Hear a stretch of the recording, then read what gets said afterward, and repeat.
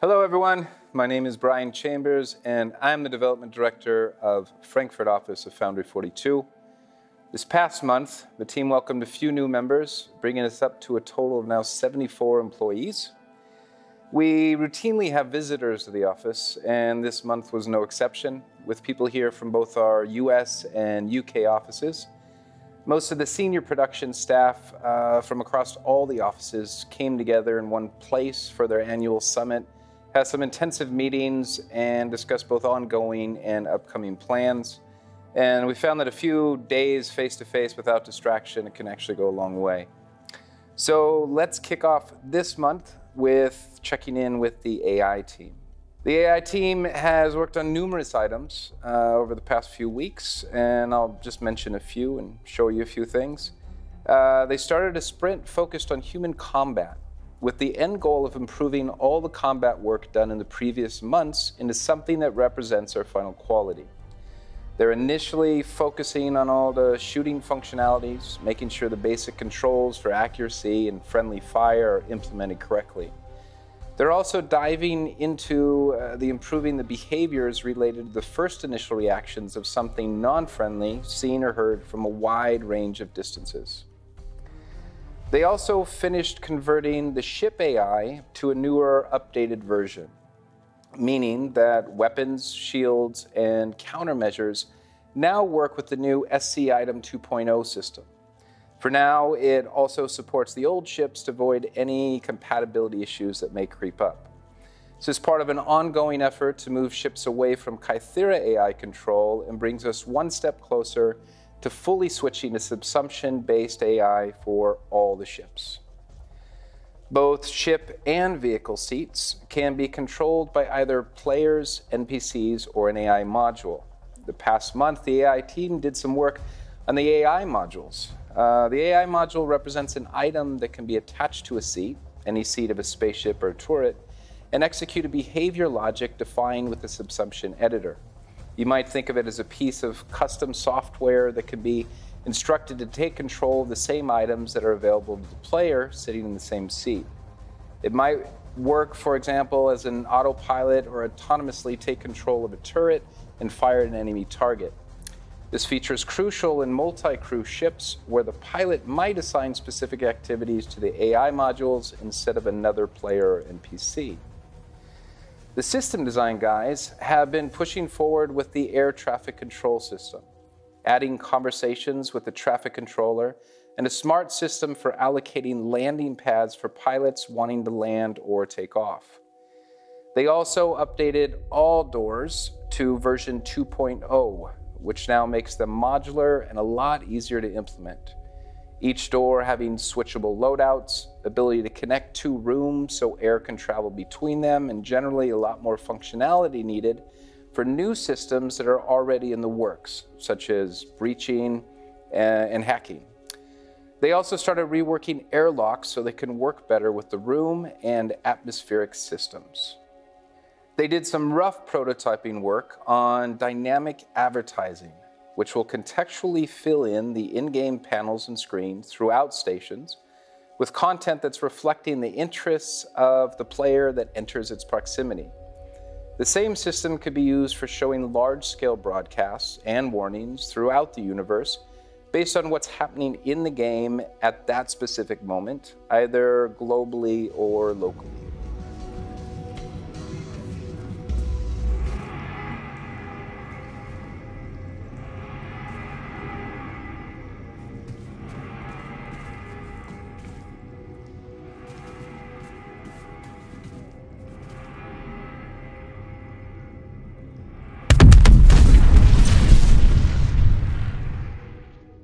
Our lead lighting artist, Chris, has been continuing work on the surface outposts, particularly on the habitation sets, as well as keeping in sync with the UK environment art team with all their updates to assets and dressing. One issue lighting has been trying to solve for 3.0 is how to improve the amount of visibility on the dark side of moons.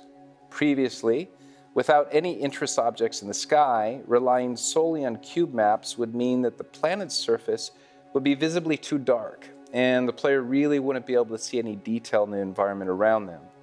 So Chris worked with the engineers to add another layer of atmospheric glow and irradiance. The glow allows us to brighten the atmosphere, given a nice gradient that shows the shape of the horizon and gives some depth in front of the player. And the radiance gives us a base level of brightness on the actual surface geometry, so the player can faintly see themselves as well as the surface around them. Finally, he's also been providing support for S42 environment lighting and helping set visual benchmarks for each of the levels. The engine team recently implemented the initial version of our new I/O scheduler.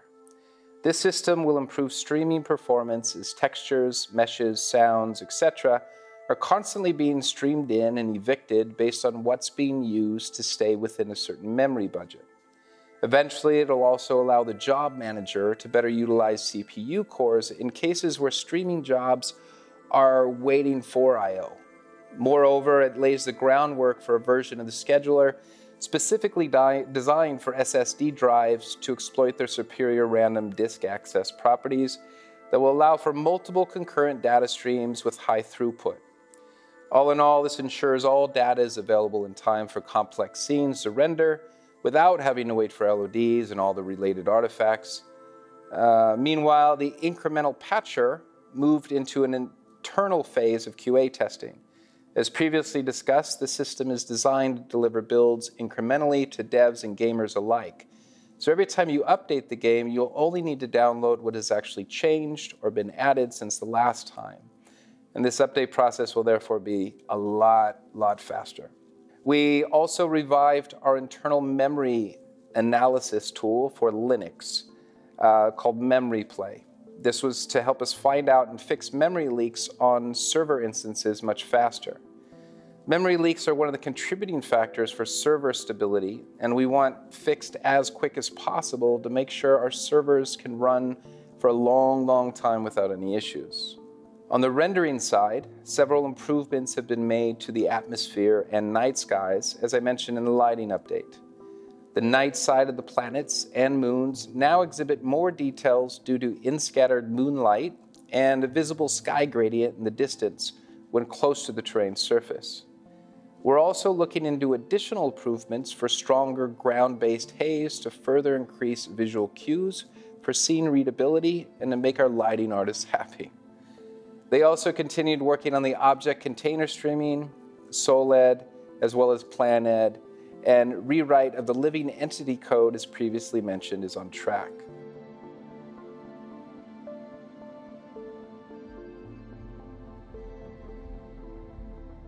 The environment art team continue to work on the Levski exterior in combination with the level designers. Both art and design regularly work closely together to verify that the art that's being created is made in a way that doesn't break any portion of the design.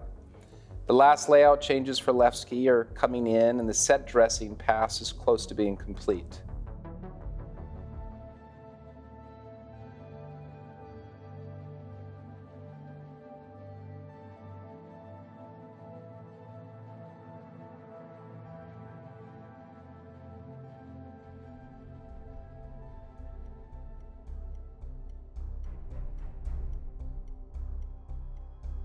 The area around Levski is also being populated with slightly larger mining structures than what we previously had. Since the Levski exterior has grown a lot over the past few weeks, it's also going through an optimization pass, with the artist looking into reducing memory consumption wherever applicable and making each individual asset as efficient as possible.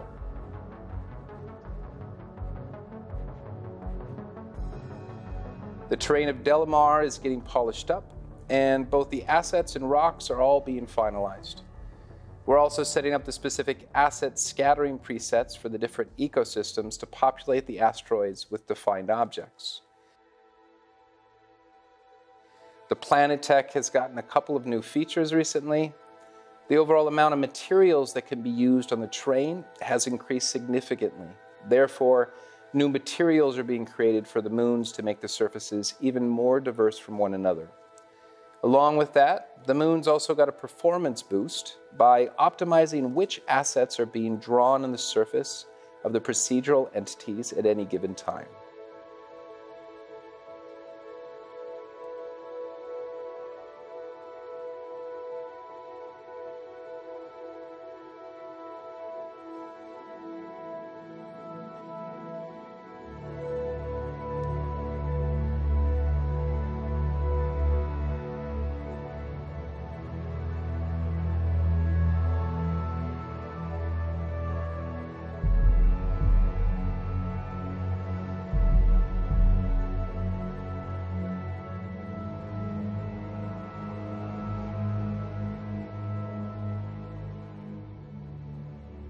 The tech art team worked on multiple mannequin tasks, including animations for both usables and the cinematics team.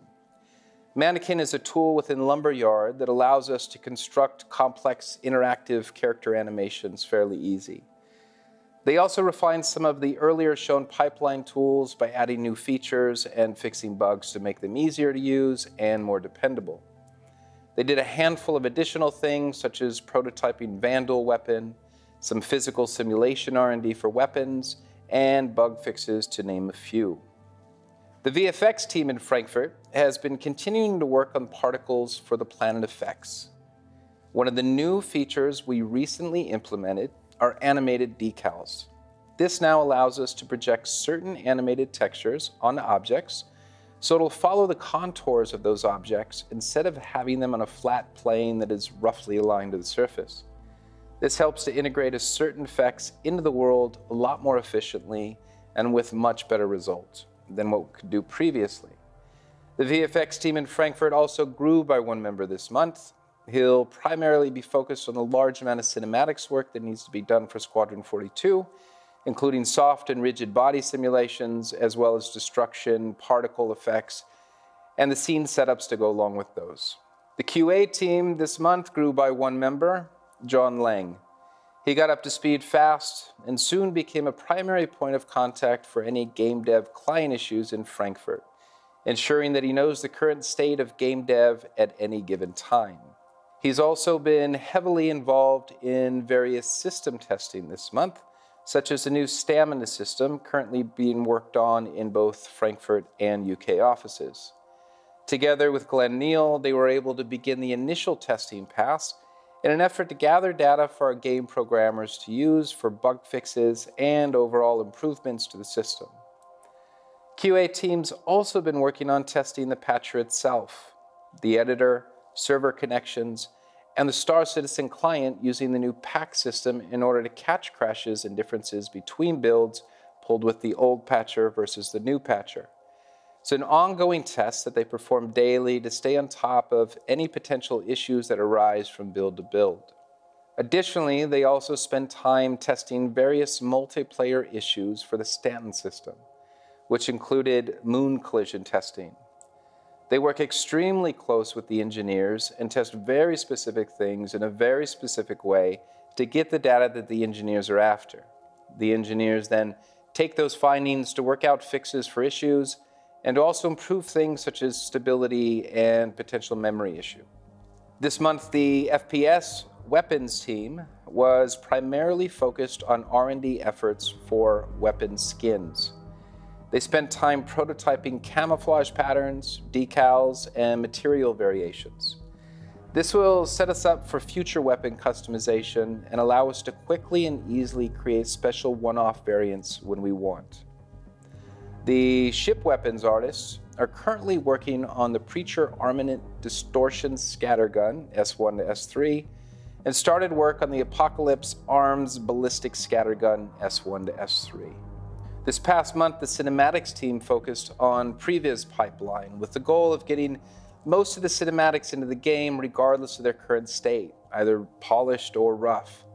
This will help designers and directors alike get a better idea of the overall flow and pacing for the full playthrough of Squadron 42. Within the next few weeks, they'll be working closely with facial and audio team to get a full representation of performances working in engine. They also spent some time getting a small motion capture system set up in one of our common areas with help from Kyle Moody from the UK. For those that don't know, motion capture, or mocap, allows us to capture an actor's motions and map them to a digital character. It's a way for us to quickly generate a base animation for the animators to then modify if they need. We set up 11 OptiTrack cameras in total, which gave us a small capture volume of roughly 3 meters squared. The cinematics team will primarily use it to capture background characters for individual scenes, as well as transition animations to help link animations that are not quite aligning. It can also be used to capture quick animations that we can use for outstanding R&D tasks from our animation engineers and save the animators some time. The system won't be set up permanently, but once we have a small list of animations that we want, the team can set it up in about an hour and quickly get what we need. The game programming team in Frankfurt has grown over the past few months. The team is currently at 3 people with 1 lead and 2 regulars. This month, they did a pass on improving the functionality of doors, then started working on airlocks. Both the doors and airlocks need to be set up as simplified as much as possible and integrated with the latest changes of Item 2.0 system. They also added a few small features to the weapons, such as the ability to have different muzzle flash effects or different vent effects based on the current fire mode, as well as fix numerous bugs. They also started planning the work needed for the improved weapon system. This new system is based on the Item 2.0 system and will allow the designers to create a wider variety of weapons more easily. It will also address technical issues such as client-side prediction and server authority. It's still in the research phase, and it is a long-term effort. However, we're confident that we're on the right track and implementation can begin within the next few weeks. So that wraps it up for Frankfurt this month. Appreciate all the support. You enable us to do what we love to do. And I will be back next month with another update. See you in the verse.